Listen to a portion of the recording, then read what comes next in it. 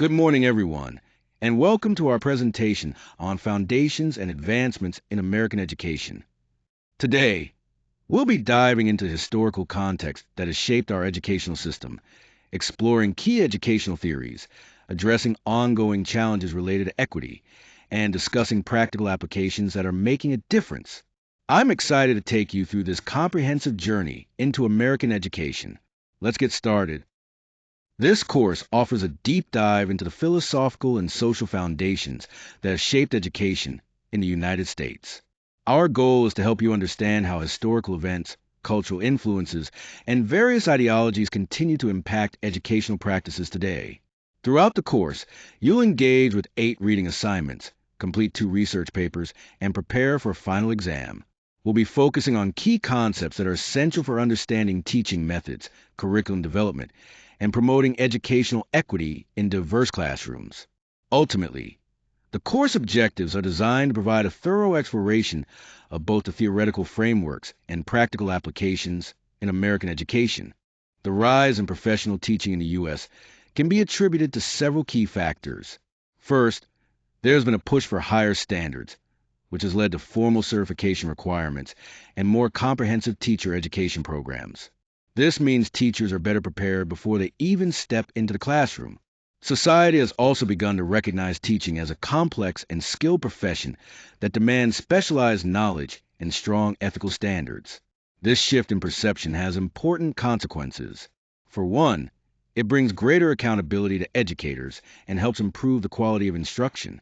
It also raises the overall status of teachers, acknowledging the vital role they play. Ultimately, the biggest impact is on students. These changes lead to richer learning experiences because students are taught by trained professionals who use research-based methods and continually reflect on how to improve their practice. Educational philosophies serve as the backbone for how we approach teaching and manage our classrooms. They provide us with theoretical frameworks that guide our decisions and methods. Take progressivism, for example. It highlights the importance of hands-on, experiential learning and centers the student in the educational process, encouraging active participation. On the other hand, essentialism prioritizes core knowledge in a disciplined, structured study aiming for mastery of fundamental skills.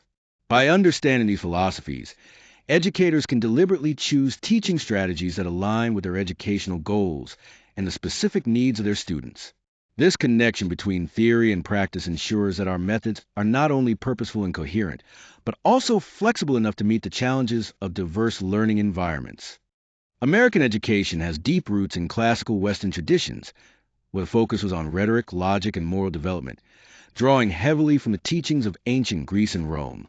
Over time, this foundation was shaped significantly by religious institutions, the rise of industrialization, and the growing influence of democratic ideals, all of which contributed to the structure of public schooling as we know it. Moving into the 20th century, progressive reforms emerged that emphasized understanding child development and promoting social equity in education. Today, American education represents a blend of these historical influences while also adapting to contemporary societal needs, such as embracing diversity and integrating modern technology into the learning experience. When we look at key educational theories, behaviorism and constructivism stand out as 2 major perspectives. Behaviorism focuses on observable behaviors and how external stimuli can shape learning through reinforcement. On the other hand, constructivism emphasizes how learners actively construct their own understanding and knowledge from experiences. Additionally, social learning theory highlights the importance of observing and modeling behaviors from others. Each of these theories offers a different lens for understanding how students absorb and process information. Moving on to curriculum models, there's a distinction between traditional and integrated approaches. Traditional models are often subject-centered, where each topic is taught separately and sequentially. In contrast, integrated or thematic curricula combine subject around central themes or problems, encouraging students to make connections across disciplines. This integrated approach can foster critical thinking skills by engaging students in more complex, real-world challenges. Both models have their strengths, but the trend is increasingly toward integration to better prepare students for a complex world. Here, we're exploring how multicultural education comes to life in the classroom, First, it's all about advocating for inclusion, making sure our curriculum represents a wide range of cultural perspectives so every student feels seen and valued. At the heart of this approach are core principles like respecting cultural differences, validating each student's identity, and promoting fairness and equity across the board. To put this into practice effectively, teachers use culturally responsive methods, incorporate diverse materials, and encourage open conversations about social justice. The result is powerful. Students become better prepared to succeed in diverse societies while also challenging and reducing biases within the education system. This is what embracing diversity truly looks like in action. When we talk about at-risk students, we're referring to those who display certain behaviors that could hinder their academic progress. These behaviors might include frequent absenteeism, a lack of engagement in class, or falling behind academically. Often, these challenges are connected to broader issues like socioeconomic difficulties or emotional struggles. It's really important to identify these signs early on. The sooner we recognize a student is at risk, the better chance we have to intervene and support them before things escalate or their educational outcomes suffer. There are several ways to support these students effectively. This includes providing targeted interventions tailored to their specific needs, offering counseling services to address emotional or psychological concerns, and ensuring the classroom environment is welcoming and supportive, which can make a big difference in their motivation and comfort. Ultimately, educators have a crucial role in this process. They are often the first to notice warning signs and can work closely with families and specialists to create a comprehensive support system. Through collaboration and attentive care, educators can help at-risk students overcome challenges and succeed. When we talk about equity in education, it's important to recognize the persistent gaps that still exist. These gaps show up in achievement and access, and they often fall along racial, ethnic, and gender lines. To address this, schools can use several strategies. For example, differentiated instruction allows teachers to tailor their teaching methods to meet the diverse needs of students. Equitable resource allocation ensures that all students have access to the tools and support they need, while bias awareness training helps educators recognize and overcome their own unconscious prejudices. Beyond classroom strategies, schools must adopt policies that actively promote inclusion and hold themselves accountable for closing these gaps. This means creating environments where every student feels valued and supported. Ultimately, achieving equity isn't about isolated actions.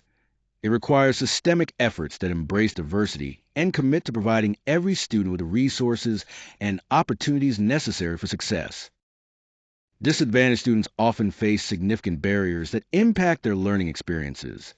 These can include limited access to resources, lower expectations from educators or society, and feelings of social marginalization. To effectively support these learners, it's important to create equitable opportunities tailored to their individual needs. This might involve personalized instruction and providing access to enrichment programs that help bridge gaps. Additionally, collaboration with community organizations and families plays a crucial role in strengthening these support systems. Ultimately, our goal is to build learning environments where every student not only achieves academic proficiency, but also feels valued and empowered. When designing effective educational assessments, it's crucial to focus on several key qualities. First, assessments need to be reliable, which means they produce consistent results over time. They must also be valid, accurately measuring what they're intended to assess. Equally important is ensuring that assessments align with educational goals and standards, so they truly reflect the intended learning outcomes. The main purpose of these assessments is threefold. They help measure how well students are learning, provide valuable information that can guide teaching strategies, and inform necessary adjustments to curriculum to better meet students' needs. There are different types of assessments to consider. Formative assessments offer ongoing feedback during the learning process, helping both teachers and students identify areas for improvement. On the other hand, summative assessments evaluate student achievement at the end of an instructional period, giving a clear picture of overall performance. Finally, the principles of assessment design emphasize fairness and inclusivity. A well-designed assessment should be comprehensive, covering all relevant content areas, and should fairly reflect the diverse abilities of all students, ensuring that every learner has an equal opportunity to demonstrate their understanding. As we bring everything together, it's important to recognize that this course is giving you foundational knowledge to really analyze and improve educational practices. By understanding the historical context, relevant theories, and principles of equity, you're better equipped to make meaningful changes. When you integrate insights from these different areas, you can create thoughtful and inclusive strategies that address real challenges in the classroom. It's not just about knowing the concepts, it's about applying them through critical reflection, making decisions based on evidence, and constantly adapting to meet the diverse needs of your students. Ultimately, mastering these ideas not only enhances your professional growth, but also contributes to advancing education in America as a whole.